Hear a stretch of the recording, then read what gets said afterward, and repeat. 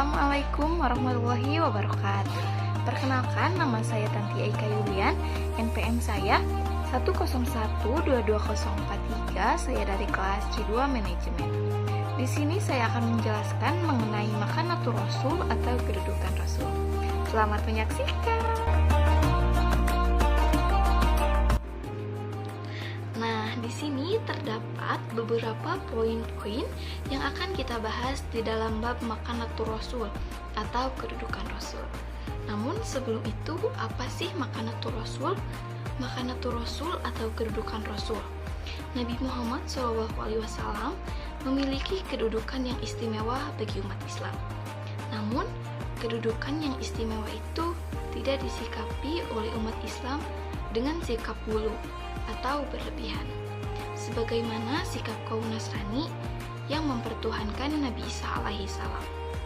Lalu, umat Islam memposisikan Rasulullah SAW secara proporsional, sebagaimana yang diajarkan oleh beliau sendiri. Dari Ubaidillah bin Abdillah dari Ibnu Abbas, ia mendengar Umar radhiyallahu anhu berkata di atas mimbar,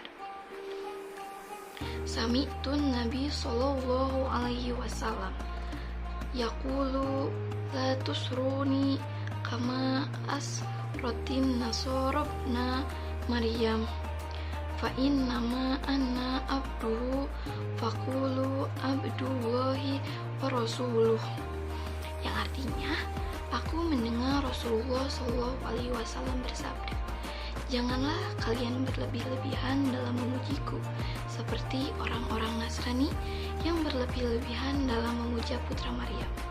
Sesungguhnya, aku hanyalah seorang hamba Allah, maka katakanlah Abdullah, hamba Allah dan Rasulnya.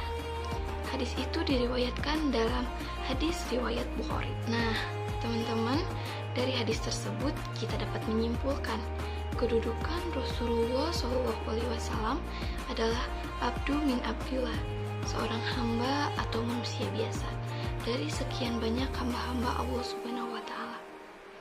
Namun, yang membedakannya dengan hamba-hamba Allah Subhanahu wa Ta'ala yang lainnya adalah beliau Rasulun minal mursalin, seorang rasul atau utusan Allah dari sekian banyak rasul-rasul Allah lainnya. Sebagai Abdu min Abdillah, Nabi Muhammad SAW tidak ada bedanya dengan manusia lain. Beliau adalah manusia biasa atau insan, memiliki garis keturunan atau nasaban, dan berjasad atau jisman. A'udzubillahi minasyaitonirrajim. Bismillahirrahmanirrahim. Innama ana basrum mislukum yuha ila annama ilahukum ilahum wahid ilahum ila wahidun fama kana yarzu liqa'a rabbihi falyamal amalan solihan wala yusrik bi ibadatir rabbihim ahada. Artinya, katakanlah, sesungguhnya aku ini manusia biasa seperti kamu, yang diwahyukan kepadaku bahwa sesungguhnya Tuhan kamu itu adalah Tuhan yang esa.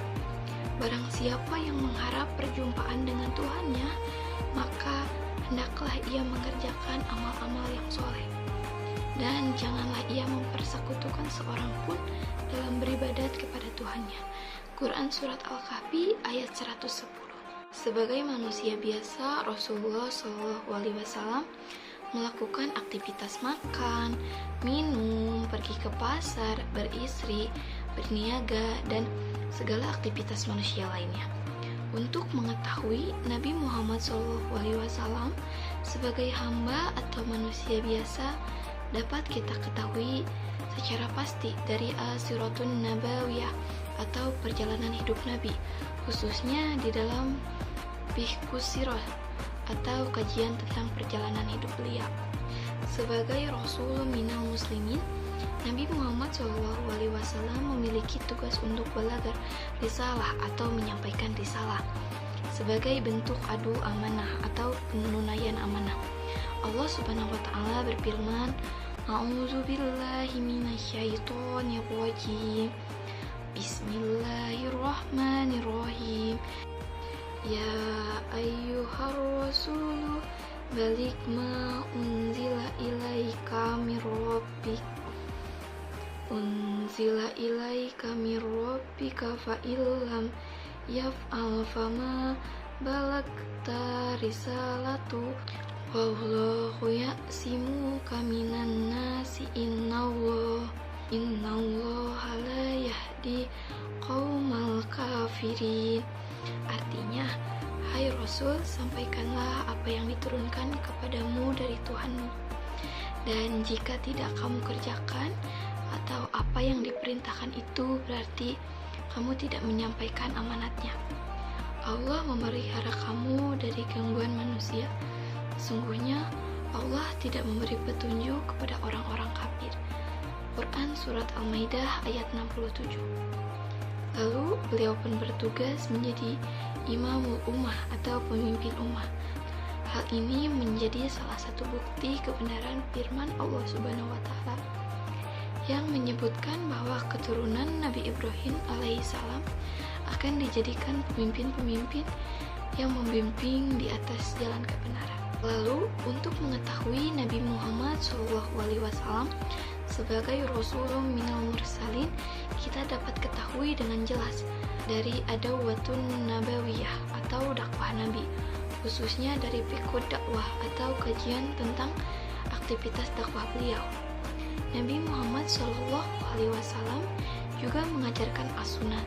Dari segi bahasa, sunnah yang diucapkan disetujui dan diamalkan olehnya sebagai minhajul hayah atau pedoman hidup bagi manusia. As-sunnah adalah landasan fiqhul ahkam atau kajian hukum yang menjadi rujukan umat Islam dalam beramal atau mengambil keputusan. Mungkin sekian yang dapat saya sampaikan. Mohon maaf apabila masih terdapat banyak kekurangan. Wassalamualaikum warahmatullahi wabarakatuh.